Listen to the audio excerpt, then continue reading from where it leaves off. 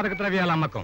Banjara hills road number 32లో ఉన్న రెస్టారెంట్లో గంజాయి, హషిష్ లాంటి మాదక ద్రవ్యాల అమ్మకం జోరుగా సాగుతూ ఉంది. ప్రముఖ వ్యాపారవేత్త భూపతికి ఈ అక్రమ వ్యాపారంతో సంబంధం ఉందని తెలుస్తోంది. ఈ ఒక్క పేపర్ చింపేస్తే ఏం లాభం పార్ట్నర్?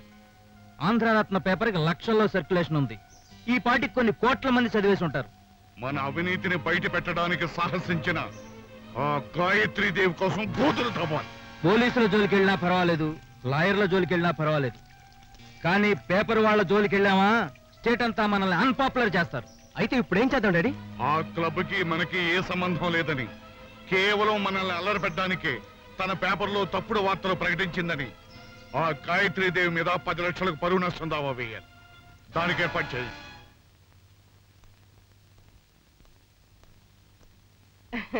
చాలా ఆశ్చర్యంగా ఉంది.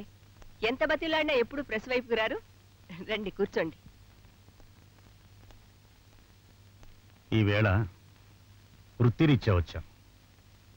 కోర్టులో నీ మీద డిఫమేషన్ కేసు ఫైల్ అయింది. నా మీద? అవును. ఇదిగో చూడు,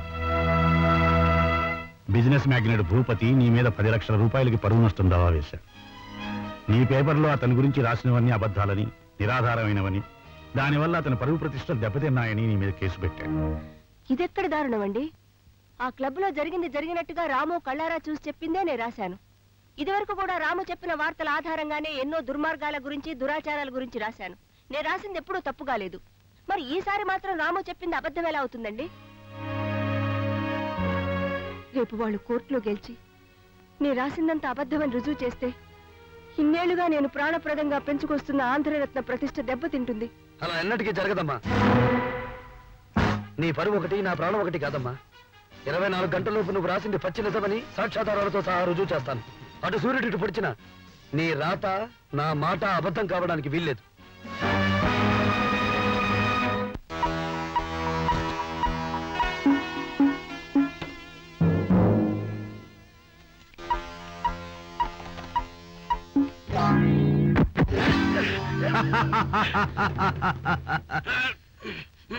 నువ్వు పేపర్లో మా గురించి రాసినప్పుడే తెలుసురా నువ్వు ఇక్కడికి వస్తావని. కావాలా? చూసుకో.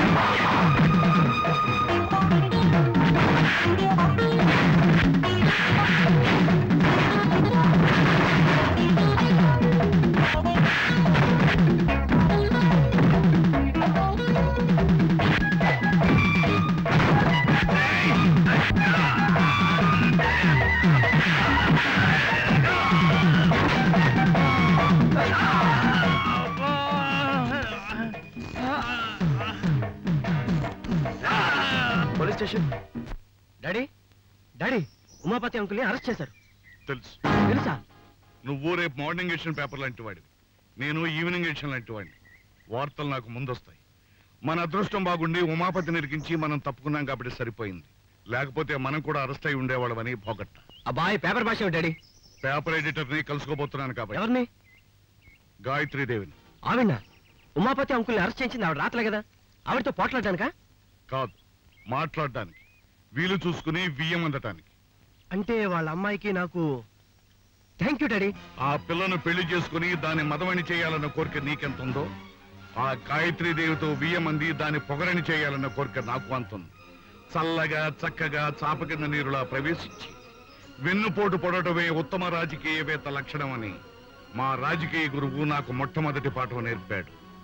అందుకే ప్రత్యర్థి దగ్గరికి కార్యార్థినై వెళుతున్నాను. ఈ పెళ్లి కొప్పించి ఆ గాయత్రీదేవి పతనానికి రాచబాట వేసొస్తాను.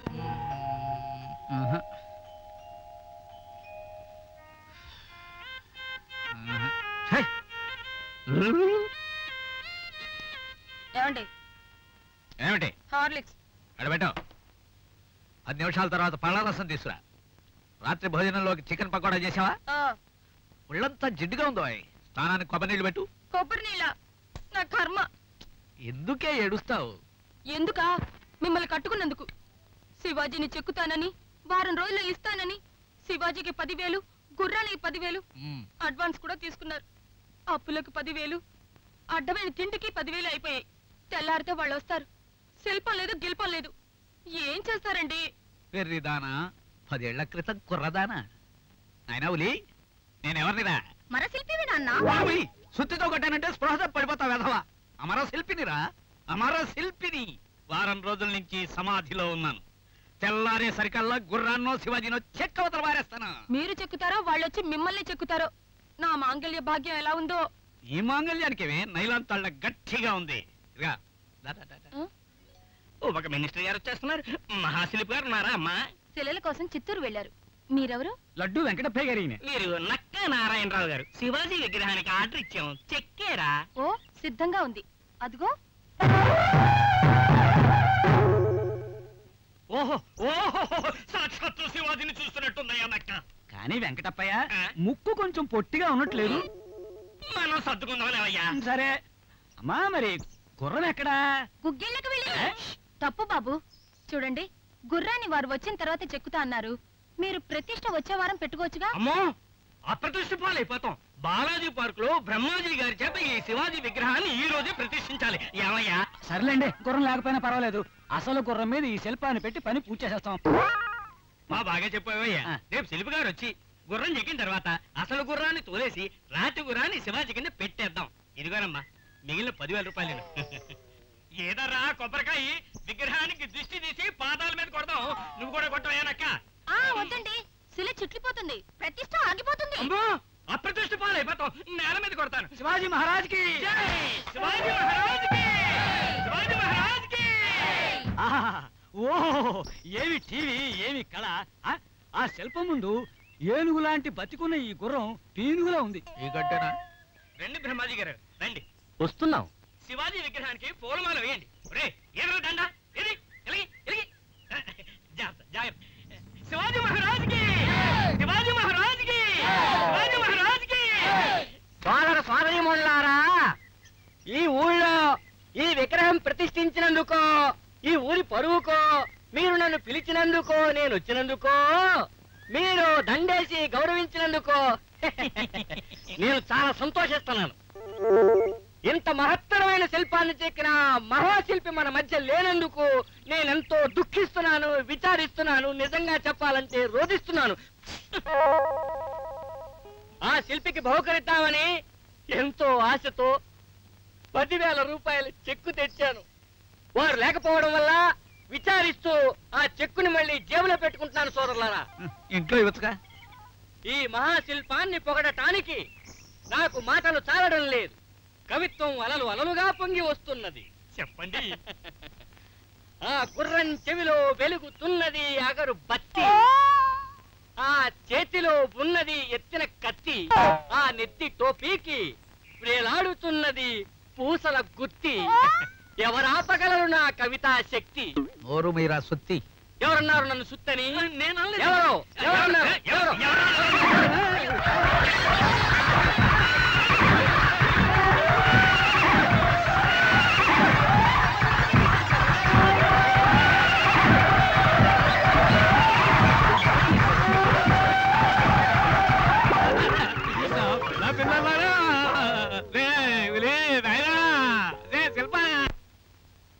ఈ కేసులో భూపతి దొరికిపోయాడనుకున్నాను. తెలివిగా తన పార్ట్నర్ నిరికించి తప్పుకున్నాడు. హెడ్లైన్స్ ఈ విధంగా వేయించండి. అలాగేనమ్మా. భూపతి గారు మమ్మల్ని చూడాలని వచ్చారమ్మా. రమ్మను.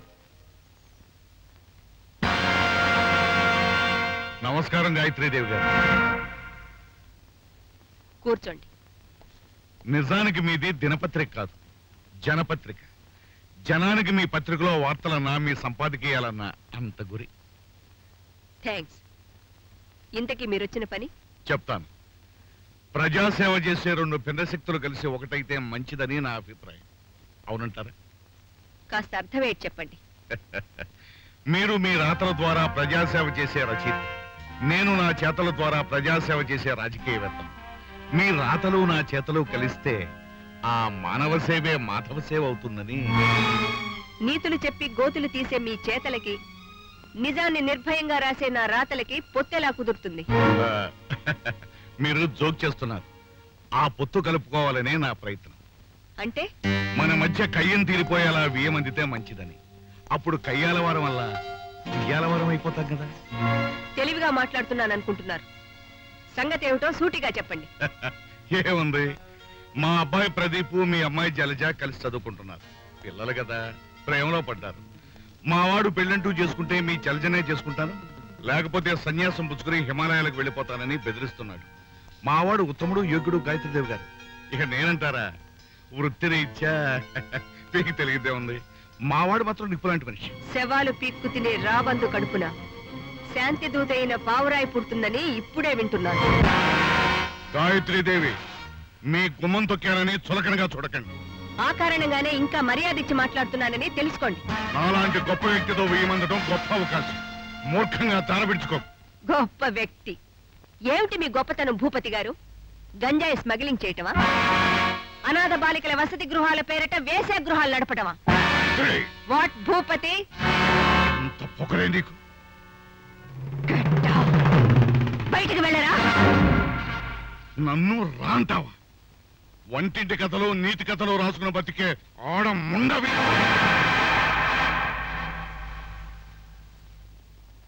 భూపతి గారు, మన మధ్య గొడవలు ఎందుకు? నాతో రండి, చెప్తాను.